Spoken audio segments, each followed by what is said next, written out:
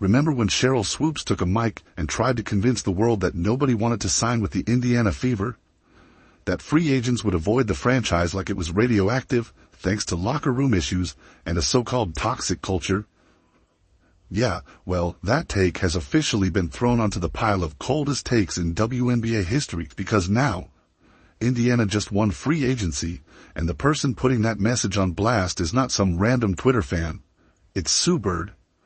But before we get into Sue's basketball gospel, let's give Swoopes' original take the roasting it deserves. This wasn't just some offhand remark. This was a Hall of Famer, someone with a legacy, getting on her platform and basically telling the basketball world that Indiana was where careers went to die. She said the locker room was in shambles, that real talent would never choose the Fever, and that the franchise wasn't ready to support a generational star. See, Sue doesn't hand out compliments like candy on Halloween. She's not here for clout. She's a 4-time WNBA champion, 5-time Olympic gold medalist, and the point guard who orchestrated one of the most dominant runs seen in WNBA history, the Seattle Storm. So Sue Bird is one of the greatest point guards of all time in the WNBA, and she's someone who obviously is a part owner in the Seattle Storm.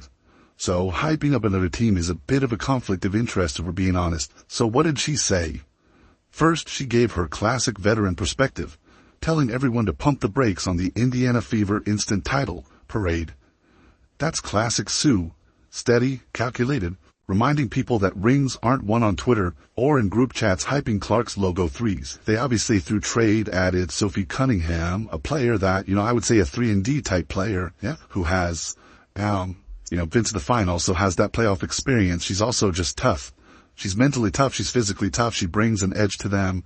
And then last but not least, they added wnba, which really I think is the one that for most people took it to another level. So now you're like, oh, they're a contender. But here's what the casuals missed. Sue Bird wasn't downplaying the Fever. She was putting the league on notice. Because when you sift through her words, the real message is clear. Indiana is building something special. And it's happening fast. This is not just the Caitlin Clark show, though she's the box office star, hitting logo threes and dishing out assists like it's a pre-game warm-up and making defenders look like traffic cones. Aaliyah Boston, the dominant center ready to dominate the paint for the next decade. Kelsey Mitchell, an elite scorer that went through the hard times and is now shining in the good times. Lexi Hull, the glue and hustle player every great team needs.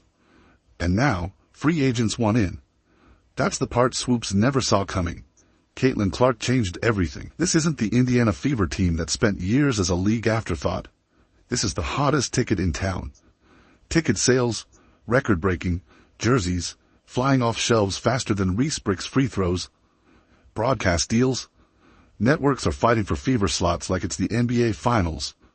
Free agents see it. Veterans who want rings are suddenly interested in Indiana, because playing with Clark means primetime TV, deep playoff runs, and legacy building. Sue Bird knows that. She's been that gravitational player before, drawing talent to Seattle in her prime. She recognizes the Fever are starting to build that same kind of pull. This is how dynasties start. A superstar, a young core, and veterans who see the vision. So while Sue Bird is out here diagnosing Indiana's rise to power, Sheryl Swoopes is watching her credibility melt away. This is no longer the Indiana Fever of old. This is the team of the future, and the rest of the league better wake up fast. There's something about the way she plays the game, her passing, her shooting, that people really identify with. I really feel like we're poised and we're set up for a great, successful next era of Fever basketball. When Sue Bird tells you a team is about to be a problem, you listen. Because Sue isn't some retired legend trying to stay relevant with hot takes. When she speaks, it's a warning. And her message about the Indiana Fever is loud and clear. This team isn't coming. They've arrived. And here's the part that Sheryl Swoopes and her outdated locker room issues narrative completely missed. The Fever didn't just stumble into this success because Caitlin Clark showed up, although she was the spark that ignited the flame. They built this, piece by piece, move by move. The Fever have been laying bricks for years, suffering through empty arenas and double-digit losing streaks while Aaliyah Boston, Kelsey Mitchell, and the rest of the core kept grinding. Clark wasn't the plan. She was the vital and most important piece. And that's what Sue Bird recognizes, the blueprint. The Fever front office didn't just sign players for headlines. They built a team with basketball purpose. They built a system where Clark can thrive without having to score 30 every night just to keep the team afloat. This isn't some desperate team hoping one player saves the day. This is a machine being assembled to win, built around that one generational superstar. Look at the free agency moves, because that's where the truth slaps you in the face. Indiana is no longer a rehab stop for forgotten veterans or stat-padding guards. Suddenly, the Fever are a destination. Players aren't avoiding Indiana. They're circling it on their calendars like it's the NBA All-Star Weekend. And why? National TV games, packed arenas, Caitlin Clark gravity, and most importantly, a young core built to win. Players know that running alongside Clark gets you seen. Her presence turns every Fever game into must-see TV, and every teammate gets a boost from that spotlight. Sponsorship deals, bigger. Brand opportunities, endless. That's what Angel Reese and Swoopes fail to grasp. Clark doesn't just elevate herself, she elevates everyone around her. Sue Bird knows this better than anyone. She's seen the blueprint work before. She built one herself in Seattle, first with Lauren Jackson and then later on with Breanna Stewart and Jewel Lloyd. And now, she sees the exact same formula unfolding in Indiana, but here's where it gets even better. Sue Bird isn't just looking at the players on the court. She's looking at the mastermind behind the operation, Stephanie White. Stephanie White isn't a coach who's just happy to be here. She's been in championship locker rooms. She understands pressure and she understands how to mold talent into winners. She's not guessing. She's orchestrating. The future is so bright. And our ultimate goal is to hang another banner in the field house. And our ultimate goal is to come back in here after we win that championship and celebrate again like we did in 2012. And White isn't coming in blind. She's coached DeWanna Bonner before, one of the most lethal two-way players in WNBA history. That connection, already built. That chemistry, already tested. That trust, already there.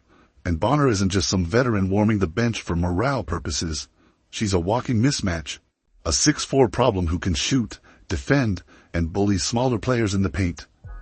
A nightmare for defenders, still torching teams well into her career.